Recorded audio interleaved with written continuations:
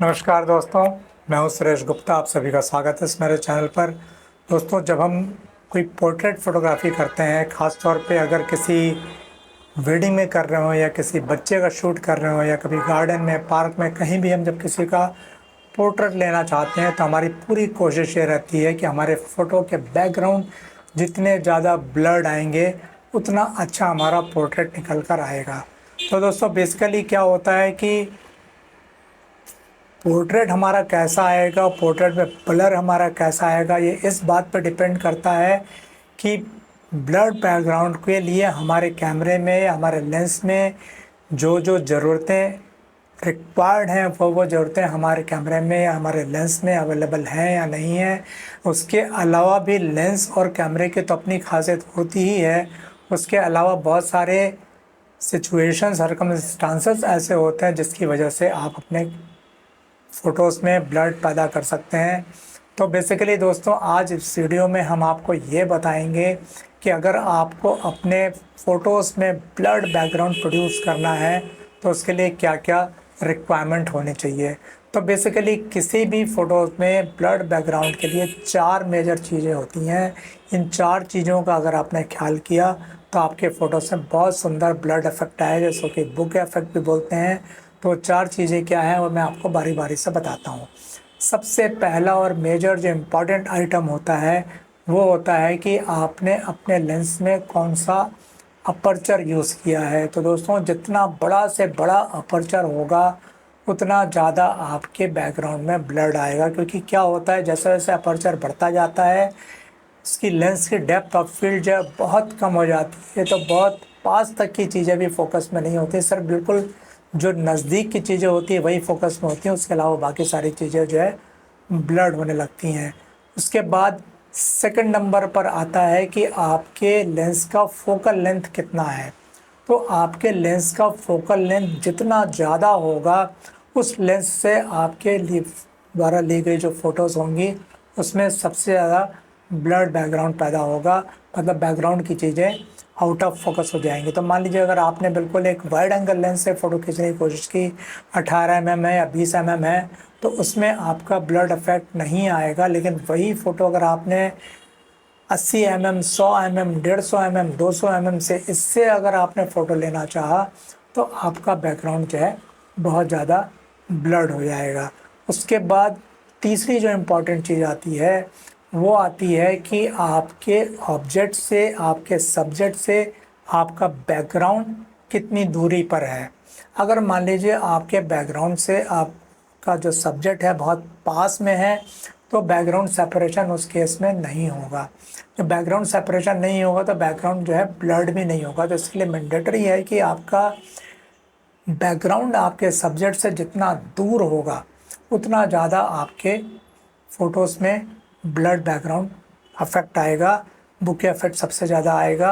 और चौथा और सबसे आखिरी चीज़ ये है कि आप खुद अपने सब्जेक्ट से कितनी दूर पर है। आप अपने सब्जेक्ट से जितना पास रहेंगे आपकी फ़ोटोज़ में ब्लड बैकग्राउंड उतना ज़्यादा आएगा। तो बेसिकली होता क्या है कि जब हम भी कोई भी लेंस हमारे पास होता हो, चाहे वो सस्ता हो चाहे महंगा हो, हमारी कोशिश ये रहती है कि हमारे लेंस से बहुत अच्छा ब्लड बैकग्राउंड आना चाहिए। तो कई बार हमारे अंदर जानकारी की कमी रहती है, हम नहीं जान पाते हैं कि ब्लड बैकग्राउंड किस वजह से आता है, तो कई बार हमें डिसअपॉइंटमेंट भी होता है।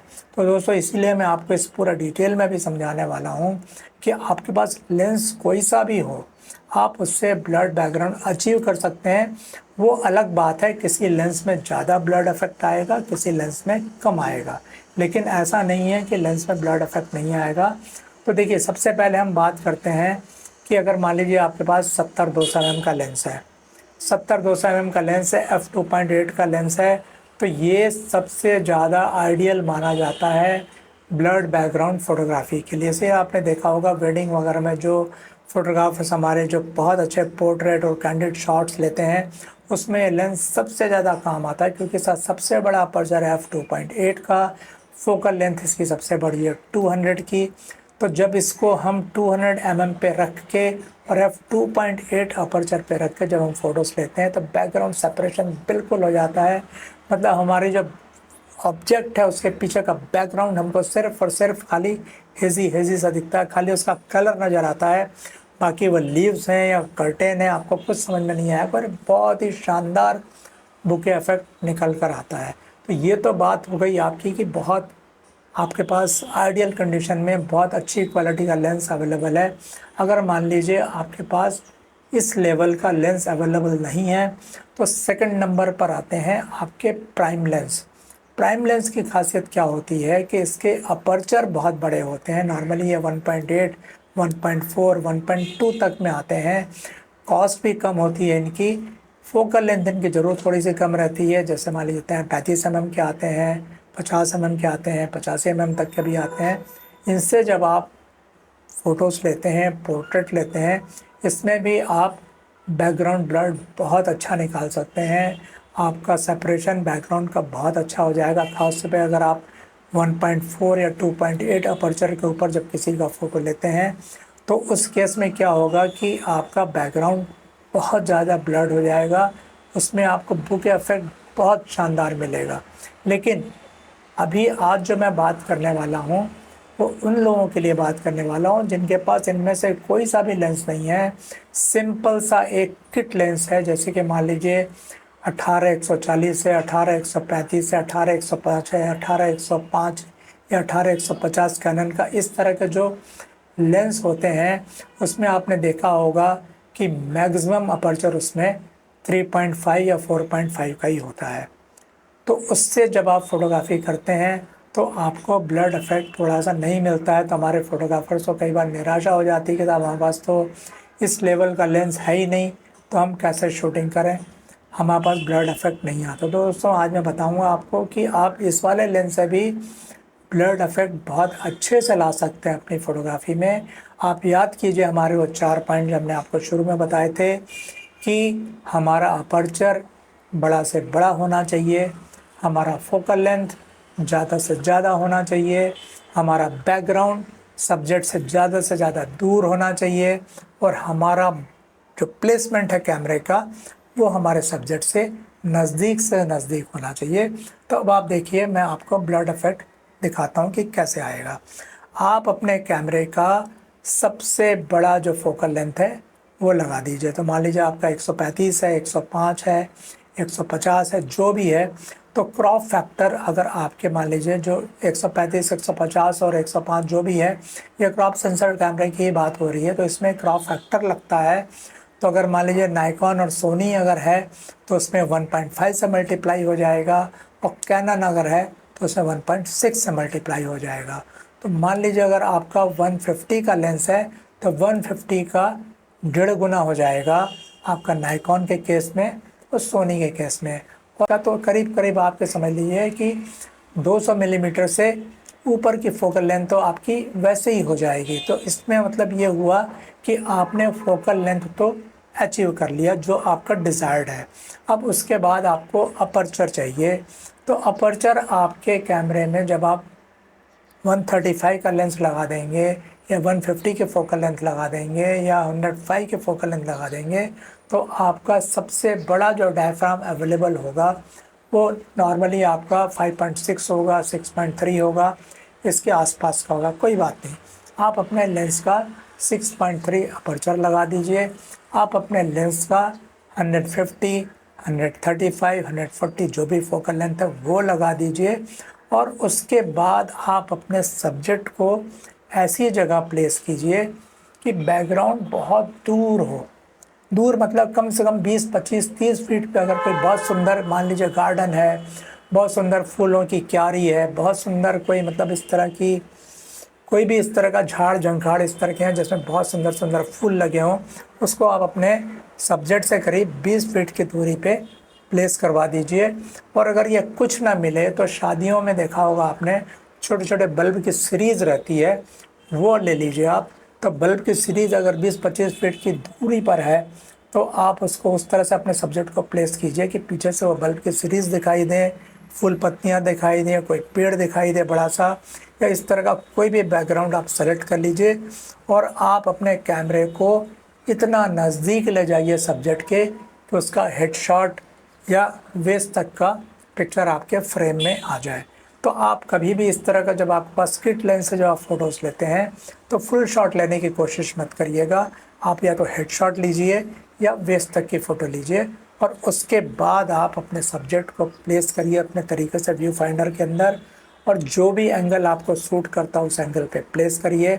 और उसके बाद इस तरह से आप अपना कैमरे का एंगल सेट करिए कि आपका बैकग्राउंड भी थोड़ा सा दिखाई दे रहा हो, आपका सब्जेक्ट भी आपका सही तरीके से दिखाई दे रहा हो। अगर रूल ऑफ थर्ड लगाना हो तो आप रूल ऑफ थर्ड लगा लीजिए कि आपका सब्जेक्ट थोड़ा सा साइड में हो और बाकी आपके फ्रेम में जो है आपका बैकग्राउंड दिखाई दे रहा हो, या जो भी आपको उस समय बेस्ट समझ में आता हो आप वैसा अपना फ्रेमिंग कर लीजिए। और उसके बाद नंबर ऑफ़ शॉट्स आप लेना शुरू करिए, और उसके बाद आप देखेंगे आपके कैमरे में इवन किट लेंस के साथ भी बहुत अच्छे रिजल्ट्स आपको देखने को मिलेंगे। अब इसमें एक चीज़ और मैं बताना चाहूँगा आपको कि ये तो बात हो गई APS-C कैमरे की, जिसमें कि आपका 135mm या 140mm या 150mm का लेंस लगा है। लेकिन मान लीजिए अगर आपके पास 18-55 का किट लेंस है तो डेफिनेटली उसमें थोड़ी सी आपको दिक्कत जाएगी। 18-55 के लेंस में या फुल फ्रेम का कैमरा आपके पास है और आपके पास 24-70 का लेंस है जिसमें मैक्सिमम अपर्चर f4 का ही है, तो इन सभी लेंसेस में आपको थोड़ी सी बुके इफेक्ट में दिक्कत जाएगी। उतना ज़्यादा बुके इफेक्ट आपको नहीं मिलेगा। तो ऐसे लेंसेस में आपको रिकमेंड करूँगा मैं कि आपको, जो मैंने अभी पिछले वीडियो में बताया था, कि आप अपने शार्प पॉइंट का इस्तेमाल कीजिए, स्वीट पॉइंट का इस्तेमाल कीजिए, आप अपने स्वीट स्पॉट पे फ़ोटो खींचिए। तो पिक्चर के अंदर आपको बुके इफेक्ट तो नहीं आएगा, लेकिन पिक्चर बहुत ज़्यादा शार्प आएगी, और शार्प पिक्चर भी बहुत पसंद की जाती है। तो दोस्तों, उम्मीद करते हैं आपको ये बुके इफेक्ट का, ब्लड बैकग्राउंड का कंसेप्ट समझ में आ गया होगा। अगर आपके पास कोई इस तरह का लेंस हो, अपने एंड पर उसका ट्राई ज़रूर कीजिएगा, प्रैक्टिस करिए और देखिए कि आपके कैसे बुके इफेक्ट आते हैं। कमेंट बॉक्स में हमें ज़रूर बताइएगा। और एक चीज़ मैं आपको और बताना चाहूँगा कि मेरे व्यूअर्स समय समय पे बहुत सारे क्वेश्चंस पूछते रहते हैं। कई बार मैं उनका आंसर नहीं दे पाता हूँ, कई बार मैं उसको पढ़ भी नहीं पाता हूँ। तो मैं सबको बता दूँ कि मैंने अभी तक यूट्यूब पे करीब 250-300 वीडियोस अपलोड किए हुए हैं। आपकी छोटी हर प्रॉब्लम को एड्रेस किया हुआ है। तो अगर आपको कभी भी किसी प्रॉब्लम का सलूशन चाहिए तो सिंपली आप यूट्यूब सर्च में जाके मेरा नाम सुरेश गुप्ता BHL लिखिए, और उसके बाद आपकी जो भी क्वेरी हो, जिसके बारे में भी आपको कुछ पूछना हो, वो लिख दीजिए। खाली कुछ कीवर्ड्स लिख दीजिए। जैसे मान लो TTL फ्लैश की सेटिंग के बारे में जाना हो तो आप Suresh Gupta BHL TTL flash setting इतना बार लिख दीजिए। इस सब्जेक्ट पे मैंने जितने भी वीडियो बनाए होंगे आपके सामने वो स्क्रीन पे आ जाएंगे। इस तरह से मान लीजिए आपको कोई कैमरा ख़रीदना हो, उसके बारे में जानकारी चाहिए, तो आप simply Suresh Gupta BHL how to buy a camera या how to buy a lens, how to buy a flash, जो भी इस तरह की आपकी क्वेरीज दिमाग में हो वो आप लिख दीजिए। हम मेरे बनाए हुए जितने भी वीडियोस होंगे वो आपके सामने आ जाएंगे। आप उनमें से कोई भी अपने मनमर्जी का जो भी आपकी क्वेरी हो, जो भी आपकी उस दिन की रिक्वायरमेंट हो, वो वाला वीडियो आप देख सकते हैं। तो दोस्तों, आज के वीडियो को यहीं ख़त्म करते हैं। अगर आपको वीडियो पसंद आया हो तो इसे लाइक ज़रूर कीजिएगा। अगर आपको लगता हो कि इन्फॉर्मेटिव हो सकता है तो अपने ऐसे ही दूसरे दोस्तों से भी शेयर कीजिएगा जो फ़ोटोग्राफी में रुचि रखते हैं। तो मिलते हैं अगले वीडियो में किसी नए टॉपिक के साथ। तब तक के लिए नमस्ते, जय हिंद।